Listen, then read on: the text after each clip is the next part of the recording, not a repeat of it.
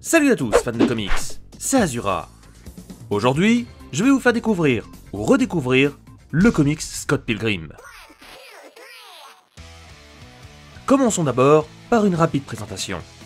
Scott Pilgrim, c'est qui, c'est quoi?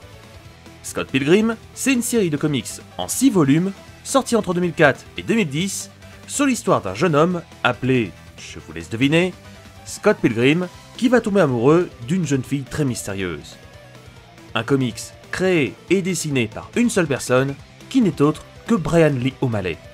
Une personne qui est surtout connue pour ça, mais qui a aussi fait des chansons sous le pseudonyme de Cupcake. Allez voir, ça se laisse écouter. A la base, les 6 volumes étaient en noir et blanc. Ce n'est qu'en 2012 qu'une version couleur verra le jour aux États-Unis. En France, il est possible de trouver la version noir et blanc sortie en 2010, ou plus simplement de trouver la version en couleur qui est sortie en 2014.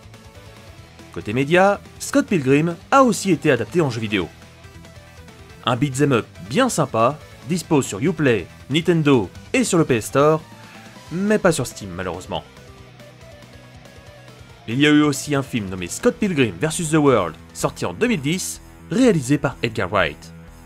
Un réalisateur un peu touche-à-tout, qu'on peut retrouver dans Star Wars 8, où il fait un petit caméo en tant que soldat de la Résistance. Un film vraiment sympa, qui respecte plutôt bien l'histoire du comics, et que je vous invite à regarder si vous aimez les films de comédie avec pas mal d'action, et aussi beaucoup d'humour. Si vous voulez un avis beaucoup plus poussé que le mien sur le film, je vous invite à aller regarder l'épisode de Crost de Karine Debache, qui en parle très bien. Que ça soit sur le plan technique, ou juste pour avoir son avis sur le film. Pour revenir sur le comics, sans spoiler, l'histoire se passe dans une petite ville de Toronto au Canada, où nous allons suivre la vie de Scott Pilgrim. Un jeune homme de 22 ans, membre du groupe Sex Bob-omb avec ses amis, qui va tomber amoureux de Ramona Flowers, une fille avec un passé très particulier. Le passé de Scott va lui aussi revenir le hanter, et il va essayer de tout faire pour pouvoir sortir avec la mystérieuse Ramona Flowers.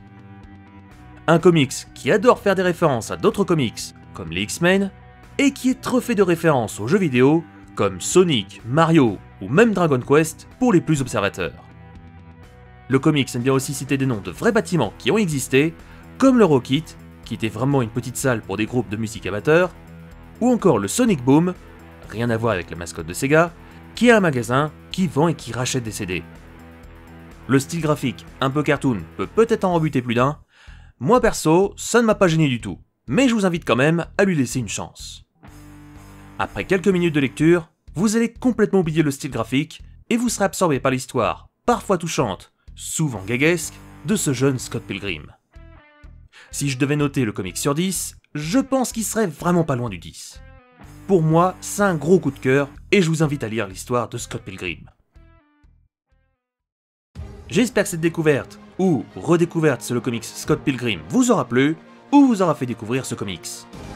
Vous connaissez la musique, si vous voulez me soutenir, vous pouvez liker, partager, ça c'est très important, ou tout simplement donner votre avis sur cette vidéo dans les commentaires.